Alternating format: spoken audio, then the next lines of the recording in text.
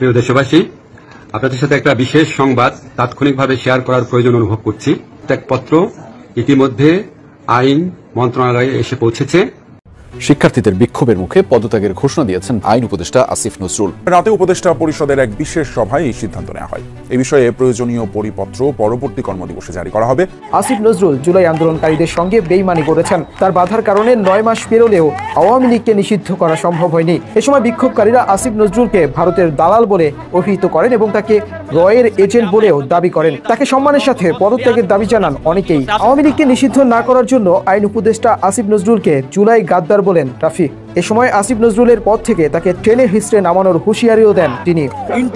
আগামী নির্বাচন অংশগ্রহণমূলক করতে আন্তর্জাতিক বিশ্বের প্রচন্ড চাপের মুখে পড়েছে এবং আরো বেশি পড়তে যাচ্ছে ডক্টর ইউনূস সরকার। এই মুহূর্তের সবথেকে জরুরি এবং ব্রেকিং নিউজ, আসিফ নজরুলের পদত্যাগ। তিনি পদত্যাগ করছেন কিনা। প্রিয় দর্শক শ্রোতা মণ্ডলী, ভিডিওটা যেহেতু ক্লিক করেছেন সম্পূর্ণ দেখতে থাকেন। আসিফ নজরুল খুবই বিতর্কিত একজন লোক।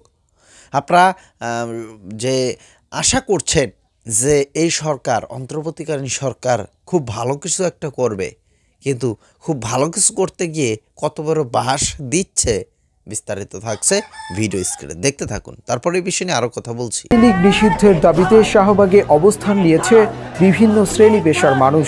নিষিদ্ধের পাশাপাশি জুলাই গণহত্যার দায়ে আন্তর্জাতিক অপরাধ ট্রাইব্যুনালে আওয়ামী লীগের বিচার করার দাবিও জানিয়েছে ছাত্র জনতা। জাতিসংঘের তদন্ত রিপোর্টে স্পষ্টভাবে বলা হয়েছে, জুলাই গণ অভ্যুত্থানে 1400 মানুষকে হত্যা করেছে আওয়ামী লীগ, যা গণহত্যার শামিল। এত মানুষকে হত্যা করেও এখনো বাইরে ঘুরে বেড়াচ্ছে খুনিরা। আবার কেউ কেউ রাষ্ট্রীয় মদদে দেশ ছেড়েছেন। সরকার পতনের 9 মাস পেরিয়ে গেলেও এখনো আওয়ামী লীগের বিষয়ে সিদ্ধান্ত নিতে পারেনি সরকার। এজন্য অন্তর্বর্তীকালীন সরকারের আইন উপদেষ্টা আসিফ নজরুলকে দায়ী করেছে আন্দোলনকারীরা। গতকাল প্রধান উপদেষ্টার বাসভবন যমুনার সামনে আওয়ামী লীগকে নিষিদ্ধ করা নিয়ে বক্তব্য দেন জুলাই আন্দোলনের অন্যতম নেতা খান তালাত মাহমুদ রাফি। আওয়ামী লীগকে নিষিদ্ধ না করার জন্য আইন উপদেষ্টা আসিফ নজরুলকে জুলাই গাদ্দার বলেন রাফি। এ সময় আসিফ নজরুলের পদ থেকে তাকে টেনে হিস্ট্রে নামানোর হুঁশিয়ারিও দেন তিনি।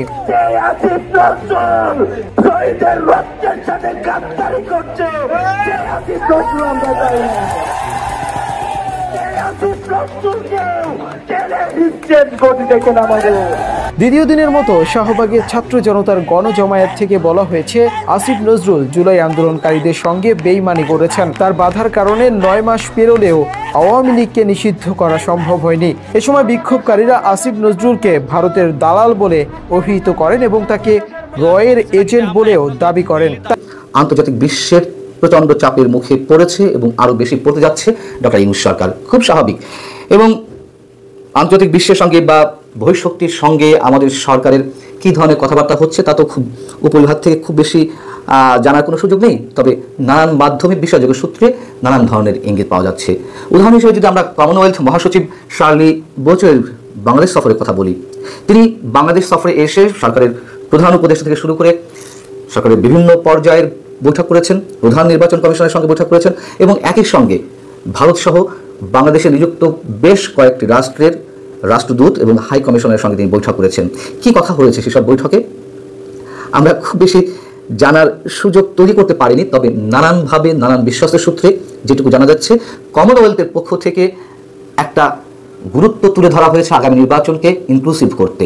এবং কেন কমনওয়েলথ আমাদের জন্য খুবই গুরুত্বপূর্ণ সে বিষয়ে পরে আসছি। প্রধান উপদেষ্টার সঙ্গে তিনি গত সোমবার যে বৈঠকটি করেছেন, সেই বৈঠকের বিষয়ে প্রধান উপদেষ্টার প্রেস উইং থেকে যেই বিজ্ঞপ্তিটি, প্রেস বিজ্ঞপ্তি গণমাধ্যমে পাঠানো হলো, সেখানে কি বলা হয়েছে? সেখানে বলা হয়েছে, বাংলাদেশের গণতান্ত্রিক রূপান্তর এবং আসন্ন সাধারণ নির্বাচনে কমনওয়েলথের পূর্ণ সমর্থন আশা করেছেন ডক্টর মোহাম্মদ ইউনূস এবং তিনি কমনওয়েলথের মহাসচিবকে বাংলাদেশের নির্বাচনের প্রতি গভীর আগ্রহের জন্য ধন্যবাদ জানান এবং অন্তর্বর্তীকালীন সরকারের পক্ষ থেকে নির্বাচন অবাধ, স্বচ্ছ, গ্রহণযোগ্য ও উৎসবমুখর পরিবেশে আয়োজনের অঙ্গীকার পুনর্ব্যক্ত করেন। তো প্রেস উইং থেকে তো এ ধরনের শব্দ দিয়েই বিজ্ঞপ্তি পাঠানোর কথা। শব্দগুলো খেয়াল করুন, লেখা রয়েছে নির্বাচন অবাধ, স্বচ্ছ, গ্রহণযোগ্য এবং উৎসবমুখর। অংশগ্রহণমূলক, ইনক্লুসিভ, অন্তর্ভুক্তিমূলক এইসব শব্দ কিন্তু কোথাও নেই বা থাকেও না। প্রধান উপদেষ্টা যেসব বক্তব্য দিচ্ছেন, সরকারের পক্ষ থেকে যে কথাগুলো বলা হচ্ছে, কোথাও অংশগ্রহণমূলক বলা হচ্ছে না। কিন্তু শার্লি বোচোয়ে তিনি তার ফেসবুকে যে পোস্টগুলো দিয়েছেন বাংলাদেশ সফর শেষে ফিরে যাওয়ার পরে যে পোস্টগুলো দিয়েছেন সেখানে নানান ধরনের ইঙ্গিত পাওয়া যাচ্ছে এবং স্পষ্টভাবে তিনি কী বলতে চেয়েছেন বা কমনওয়েলথ কী বলতে চাচ্ছে সে সম্পর্কে স্পষ্ট ধারণা পাওয়া যায়। তিনি প্রধান উপদেষ্টার সঙ্গে যে বৈঠকটি হয়েছে সে সম্পর্কে তার ফেসবুক পোস্টে উল্লেখ করছেন যে কমনওয়েলথের পক্ষ থেকে বাংলাদেশের আগামী নির্বাচন অংশগ্রহণমূলক এবং ন্যায়সঙ্গতভাবে যাতে অনুষ্ঠিত হয় সে বিষয়ে কথা বলা হয়েছে।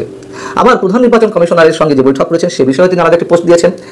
সেখানে তিনি যে বিষয়টি বলছেন যে একটি অন্তর্ভুক্তিমূলক, বিশ্বাসযোগ্য এবং সকল বাংলাদেশের অংশগ্রহণমূলক নির্বাচনে কমনওয়েলথ কিভাবে বাংলাদেশকে সহযোগিতা করতে পারে সেসব বিষয়ে কথা হয়েছে।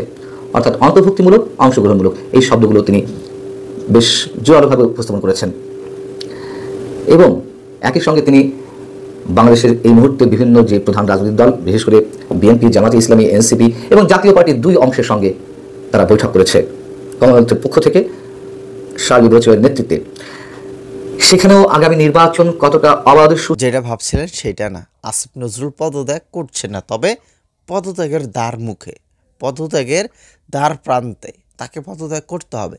এই চেয়ার ছেড়ে দিতে হবে। বেশি দিন থাকতে পারবেন না, বেশি দিন টিকতে পারবেন না এখানে, কারণ তারা যা শুরু করেছে এবং খুব দ্রুতই সেটা নির্বাচন হবে আগামী দিনে এবং নির্বাচনের আগেই তারা তাদের পদ থেকে সরে যাবে।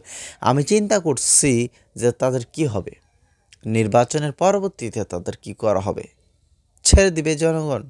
এখন তো পুলিশ বাহিনী, সেনাবাহিনী প্রোটোকল নিয়ে তারা যাই হোক সেফ আছে, কিন্তু যখন ক্ষমতা থেকে নেমে যাবে, চেয়ার থেকে নেমে যাবে, কি করবে তখন জনগণ তাদের? একবার জাস্ট চিন্তা করে দেখেন।